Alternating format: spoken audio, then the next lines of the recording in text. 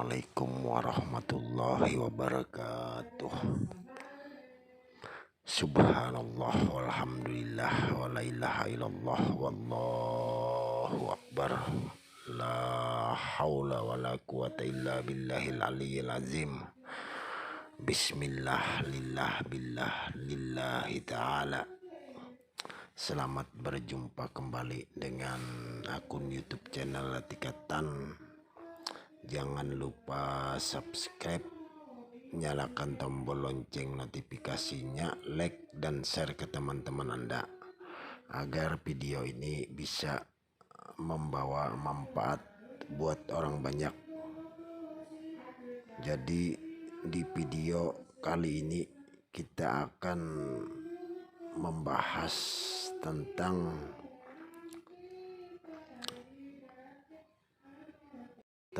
sempurnanya tauhid.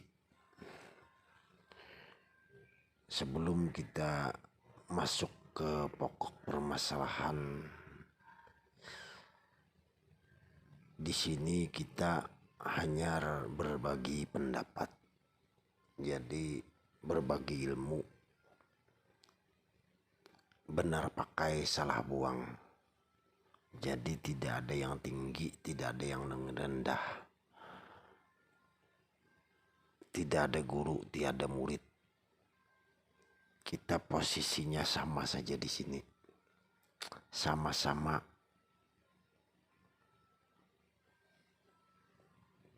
murid, sama-sama murid. Jadi sempurnanya tauhid, hati yang mampu mencapai tingkat kesempurnaan tauhid kepada Allah Ta'ala hingga benar-benar mampu melaksanakan pengabdian hakiki kepada Allah Subhanahu wa Ta'ala. Jadi orang yang sempurna tauhidnya, orang yang mampu melaksanakan pengabdian yang luar biasa di jalan Allah, salik di jalan Allah, melalui suluk, melalui macam-macam, melalui halwat ataupun berjalan di hutan macam-macam, agar mereka sampai ke hadirat Allah Subhanahu wa Ta'ala. Pertama, bertauhid di dalam tujuan tauhidul qasdi. Kedua, bertauhid di dalam perbuatan tauhidul fi'il. Ketiga, bertauhid di dalam pemilikan tauhidul mulki. Keempat, bertauhid di dalam kejadian tauhidul wujud.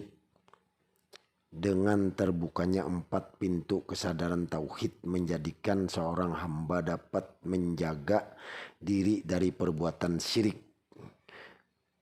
Jadi jangan sampai kita terjerumus ke jurang kesyirikan, karena syirik ini tidak ada ampunnya. Nyata sudah neraka, nyata sudah tidak selamat kalau kita berbuat kesyirikan. Jadi yang kita jaga benar-benar itu sebenarnya kesyirikan terhadap Allah Subhanahu wa Ta'ala, kesyirikan kepada Allah Subhanahu wa Ta'ala. Jadi jangan sampai kita sedikit pun, jangan sampai ada kesyirikan di dalam keseharian kita menjalani kehidupan ini.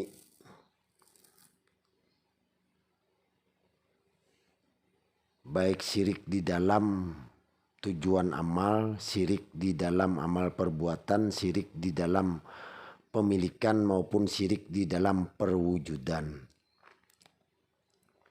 Dengan itu menjadikan seorang hamba tidak takut dan tidak berharap kecuali hanya kepada Allah Subhanahu wa Ta'ala. Itulah kekuatan akidah yang tertanam di dalam dada, yang tentunya tidak cukup hanya dibangun dengan penguasaan ilmu pengetahuan saja, namun juga dengan pelaksanaan amal ibadah dan pengabdian yang istiqomah di jalan Allah Subhanahu wa Ta'ala. Jadi teruslah berjalan di jalan Allah dengan istiqomah. Jangan pedulikan omongan orang lain. Nah, kalau kita terlalu mendengarkan omongan orang lain, salah terus, nggak ada yang benar. Nah, jadi yang penting kita itu berjalan istiqomah di jalan Allah. Cari guru yang mursyid, yang benar-benar bisa membimbing kita. Sudah, jangan dengarkan omongan orang. Jalan terus, yang penting kita, hidup kita itu bermanfaat bagi orang banyak. Teruslah berbuat baik kita kepada sesama. Nah, itu saja. Yang lainnya dengarkan saja. Walaupun dikatakan orang kafir, walaupun dikatakan orang sesat, walaupun dikatakan orang gak benar, walaupun apapun, jalan terus. Akidah itu jangan pernah goyang, ketetapan batinmu jangan pernah goyang. Terus berjalan di jalan Allah. Jadi kalau orang hanya mengerti tentang tauhid secara teori saja, bukan berupa kekuatan tauhid yang dibangun dari pelaksanaan zikrullah secara istiqomah, maka boleh jadi tauhid tersebut hanya sebagai dilahirkan dalam sekedar berbicara saja, bahkan tanpa sadar malah diutamakan dengan untuk menyirikan dan membid'ahkan amalan-amalan orang lain. Nah, jadi orang yang istilahnya dia tidak melalui jalan salik, istiqomah, bertauhid kepada Allah, itu biasanya orang itu merasa dirinya benar, merasa dirinya sudah selamat, merasa sudah pintar, merasa sudah hebat. Lalu orang dikatakan, wah itu kafir, itu ajaran sesat. Padahal dia yang masih tersesat. Tapi jangan didengarkan orang kayak gini, biarkan saja. Terus Anda umpama dalam halwat, terus berhalwat kepada Allah. Nah, terus umpama Anda ingin wusul kepada Allah, jangan pernah mendengarkan apapun perkataan orang. Jangan kata-kata negatif, dengarkan saja, anggap seruling nyanyian para sufi. Nah, anggap saja syair para orang-orang makrifat kepada Allah. Kalau orang hanya mengerti tentang tauhid secara teori, tidak mengamalkan dengan musyahadah, muraqabah, mujahadah, tafakur, dan sering-sering introspeksi diri, ini kita kadang sering terjerumus ke dalam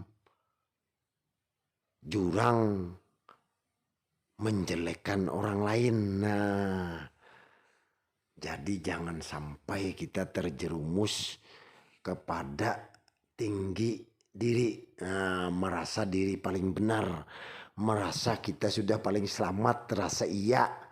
Nah, sudah kita tenggelam, sudah kita di dalam neraka api jahanam. Nah, hati-hati berjalan di jalan Allah. Jadi berjalan di jalan Allah ini bisa juga melalui Nurullah dan Nur Muhammad. Nah, jadi bisa melalui jalan Nur Muhammad. Nah, ya terserahlah. Yang penting ini jalan-jalan yang dipilih oleh guru yang mursyid. Nah, yang benar-benar mursyid, insya Allah Anda akan sampai wusul kepada kehadirat Allah Subhanahu wa Ta'ala. Nah, jadi jangan sampai kita terpengaruh oleh apapun. Berpeganglah pada amanah Allah benar-benar, karena kita hidup menanggung rahasia Allah yang merupakan janji amanah diri kita kepada Allah Subhanahu wa Ta'ala semasa di alam ruh. Nah, jadi kita ini memegang amanah Allah yang luar biasa, yang amat rahasia. Jadi rahasia Allah yang amat rahasia ini yang kita perlu kita ketahui, perlu kita gali, perlu kita kaji. Nah, semoga Anda semua sampai dan usul kehadirat Allah Subhanahu wa Ta'ala. Sekian dulu dari saya, salah hilap mohon maaf apabila ada salah-salah kata, salah dalam ucapan, salah dalam perkataan. Saya mohon maaf, minta halal, minta ridho, fid dunya wal akhirat. Akhirul kalam, wabillahi taufik wal hidayah. Assalamualaikum warahmatullahi wabarakatuh. Wassalam al-fakir.